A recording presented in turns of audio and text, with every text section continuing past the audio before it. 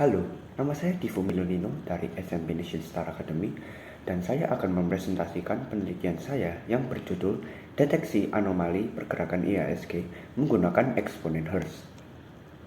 Mendeteksi anomali dalam IHSG secara tepat dan mengetahui pergerakannya.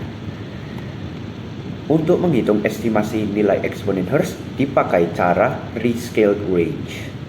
Pertama-tama, harus diperkirakan ketergantungan rescaled range terhadap rentang waktu N dari observasi.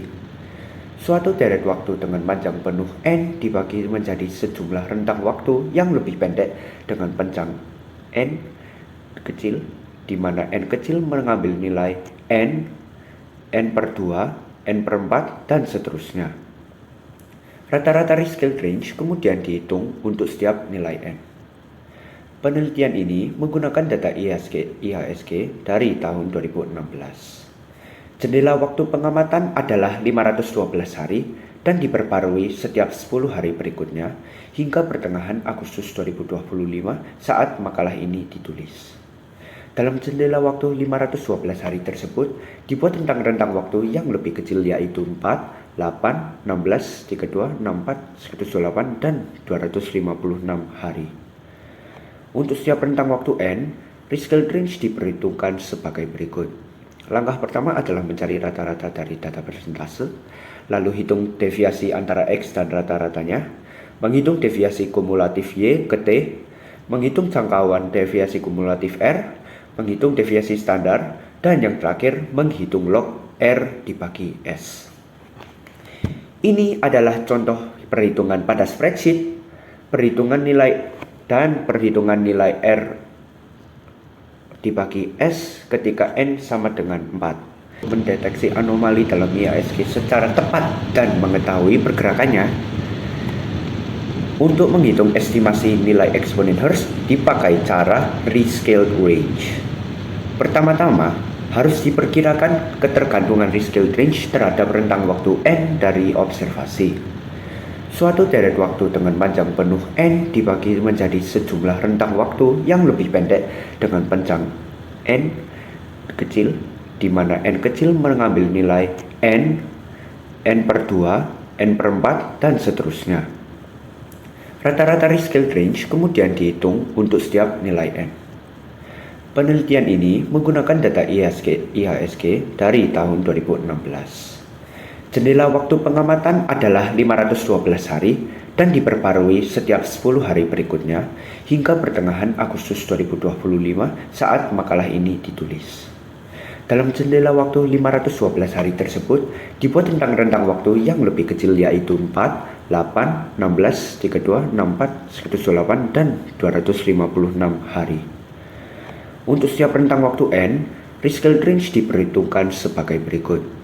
Langkah pertama adalah mencari rata-rata dari data persentase, lalu hitung deviasi antara X dan rata-ratanya, menghitung deviasi kumulatif Y ke T, menghitung jangkauan deviasi kumulatif R, menghitung deviasi standar, dan yang terakhir menghitung log R dibagi S.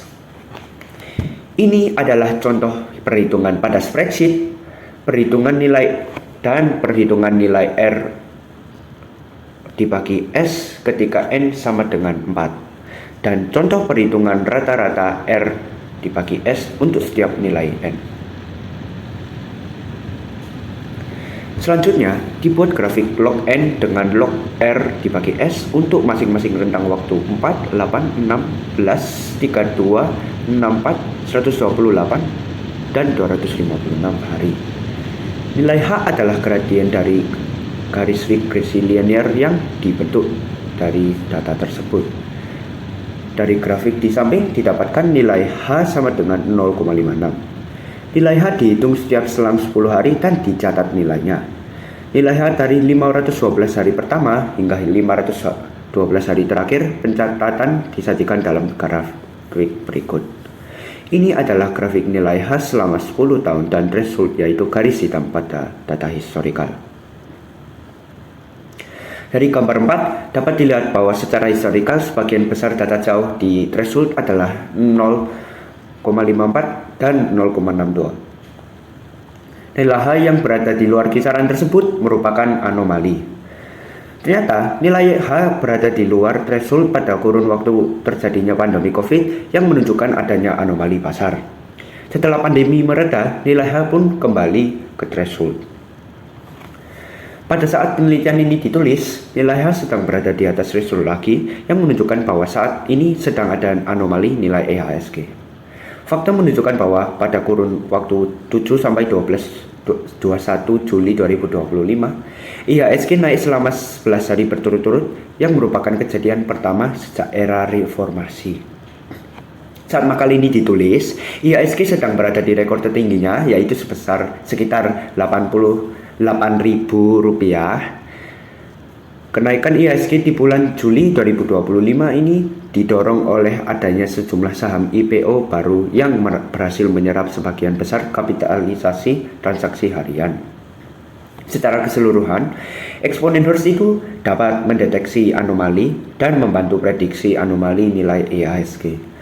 Untuk pengembangan di masa depan, cara-cara untuk mengestimasi Hurst lebih akurat dapat dikembangkan, serta cara implementasinya kepada stok IHSG. Terima kasih.